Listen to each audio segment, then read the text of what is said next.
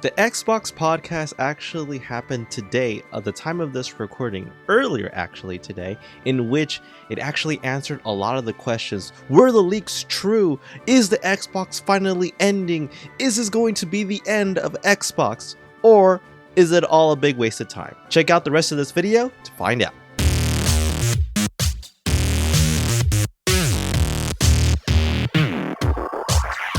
Welcome back to YinYangTK, everyone, and today we're going to be talking about the big reveal of the Xbox podcast that was revealed today of the time of this recording on February 15, 2024. In that podcast, it was about 20 minutes long, and we had the president of Xbox kind of explaining a lot of things. So it said on this article that basically summarized everything, and I actually did watch most of it. I just couldn't finish it all because I was working really late today, all morning, all afternoon.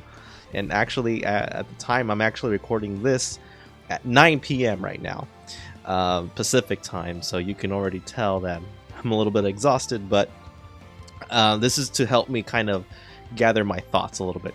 So everything that was announced in today's big Xbox podcast, Microsoft addresses the rumors and speculations about the future of the Xbox business. So it says, after weeks of reports, rumors, and speculation around the Xbox first-party games coming to competing platforms, the potentiality even making an exit from the console market entirely, Xbox publicly addressed the elephant in the room in an episode of the official Xbox podcast.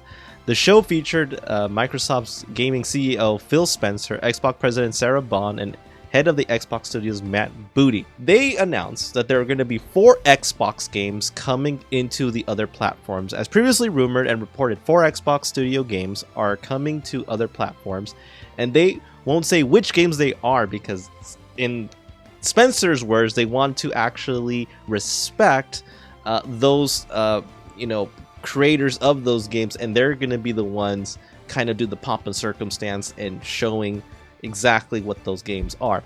Spencer says that he doesn't want to take anything away from these teams, like I said, implying that the announcements will be coming from the developers themselves. He did say that it is not Starfield or Indiana Jones or The Great Circle, which feels like a response to reports that name those games specifically. While the team opted not to name which games are coming to other platforms, much less what the console they'll be launching to, Spencer said the goal with the porting of these games outside of Xbox and Windows ecosystem is the long-term health of the Xbox brand. He also said that he expects exclusivity across the video game industry to shrink further into the next 5 to 10 years. As for why the 4 games make sense as multi-platform titles, Spencer says that these games have been exclusive to Xbox and PC for over a year.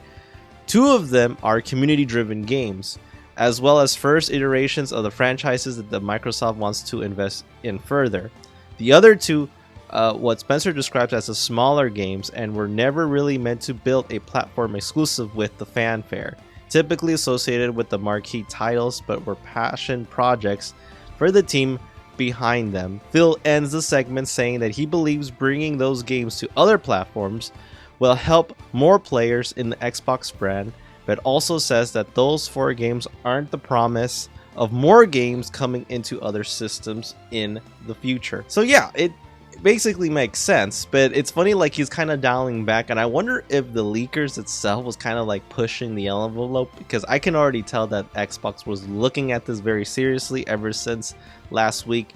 They were talking about that this could possibly be the end of Xbox, that this could be it. We could have another Atari or Sega, in our hands, but no, it's not that. It's far from it. They are still gonna be doubling down and making consoles, making games for the Xbox, and then also talking about the Xbox Game Pass as well. Diablo 4 is the first Activision Blizzard game coming to Game Pass. Now that the acquisition is done, Xbox has laid off the chunks of the company's team. Activision Blizzard games are coming to Game Pass. The first of these games will be Diablo 4, which will arrive on the subscription service on March 28th. So that is one of the first games that is coming to the Xbox Game Pass, the Diablo 4.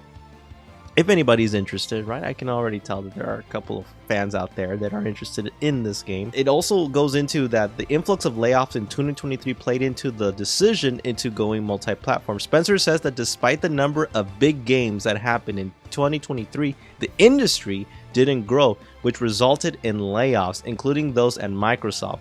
According to him, the company needs to expand beyond the Xbox player base in order to keep the company healthy enough to maintain the jobs. So it went on like in a very kind of detailed way that he wants to keep Xbox healthy, and if they're not selling, there has to be layoffs, unfortunately. And I think with the combination of the pandemic and the cost and some of the games that didn't do so well, we're now seeing the consequence of that. Xbox is still investing in hardware with news on the front this holiday. After news of the Xbox games were coming to other platforms, some speculation arose that Microsoft might be looking to get out of the console business and go to the way of Sega, pivoting to a third party.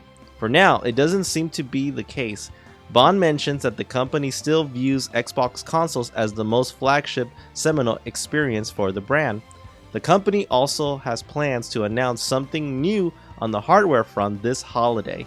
Beyond that, it's also working on the next-gen Xbox. It will be the largest technical leap you've ever seen in the hardware's generation, according to Bond. They are doubling down, saying that they will continue to build Xbox consoles, right? Now into the future, and then it's not going to go to the route of Sega or Atari, in which they're going to be third-party platforms and just making games for other consoles. No, they're gonna keep continuing doing it, and even hinted that they're already working on the next gen Xbox. What I don't even know what to call the next gen Xbox. Well, we already have the Xbox 360, Xbox One, Xbox Series X. I don't even know what other name. Maybe I'll call it Xbox Ultra. I don't know. I'm just throwing names out there, but let's just call it the Xbox next gen console. But it looks like they're already working on that already, right? And they already made a very strong statement saying that that console is probably gonna be the next level of gaming. Next level can mean many things. It could be meaning that the graphics are even going to be higher. We're going to have more FPS. Are we talking about virtual reality? Because now virtual reality is the thing that everyone wants to get in on.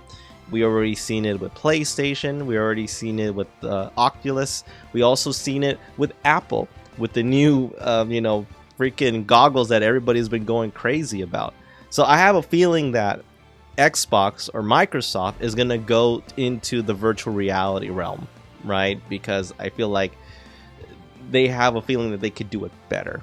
From my opinion, right? That I think that's where the direction is going. But it could be different too. It could also, hopefully it means that there could be backwards capability, because that would be the best thing. That's what everybody wants, that they'd be able to play all of their games, in a single system without having to buy a different system. But so it continues. It says Xbox wants to respect the library of players have built. With news and speculation surrounding the future of Xbox devices spreading over the past few weeks, there's been a concern that anyone who has been building a backwards compatible game library across the brand's many devices might become obsolete down the line. Spencer said that Xbox will respect that in the future hardware generations and try to keep services as long as it can. He compared this to the Windows library longevity, right? So it says, going forward when that podcast, it says it is our foundation, and that we look at the future hardware generations, and that we're going to support making sure that we respect, with the word I use, respect, the investments that people have made in the Xbox going forward is fundamental. And the fact that you get entitlements when you buy games from us on both Windows and Xbox also means that you have the ability to play the game across a multitude of devices, which I think furthers the compatibility of the games that you own. So already there, it's already telling you that the Xbox wants to respect the game library, like I said before, right? If you bought a bunch of games digitally on, on the Xbox, or you had physical games that you want to keep on playing, they want to see if you can, play that. But I think this one in a way is talking more on the digital side of things. It's talking about more in the sense that if you bought a game digitally from your Xbox account, you could play it in any of the consoles, right? I don't think it means physically. Or again, like I said, which is very simple, backwards capability. Backwards capability does a lot for gamers, because that actually builds already a big library, and you don't have to wait so long to buy one game, especially if there aren't that many games to play with, especially the launch of a new next-gen console. That's just me talking. Xbox will release 10 games this year. While we know some games like Hellblade 2 and Indiana Jones are coming from Xbox Studios, Booty mentions that the company will be releasing 10 games across 2024. We don't yet know all of these that will be, but we can expect some will be revealed during Xbox June showcase. So that was the end of the actual podcast. And for me, I don't think it's nothing like too crazy. I think it was just blown out of proportion. I think the leakers that leaked that story saying that the Xbox was coming to an end, it was more of a clickbait, I would say. Right, and a lot of us fell for it, I would have to admit. Even I was falling for it at that very moment. But then a part of me thought, it's like, no, that doesn't make any sense. I don't think Xbox is getting out of the game so far. They spend way too much money acquiring Activision, Blizzard, the Call of Duty franchise. Like, they've spent like way too much money for them just to give up on the console itself. They're just basically buying their entire competition. And we'll see how that goes. But what about you guys? What do you guys think about that podcast, right? Was it something interesting? Was it something that made your mind explode? Or it was basically a big waste of time, that everything that the leaker said was basically wrong, thrown out of proportion, and was greatly exaggerated? Write your comments below, and if you like the content of this video, please hit that like button, subscribe to my channel, hit the notifications so you know when future videos are available. Alright everyone, I hope you enjoyed today's video, and again, stay awesome.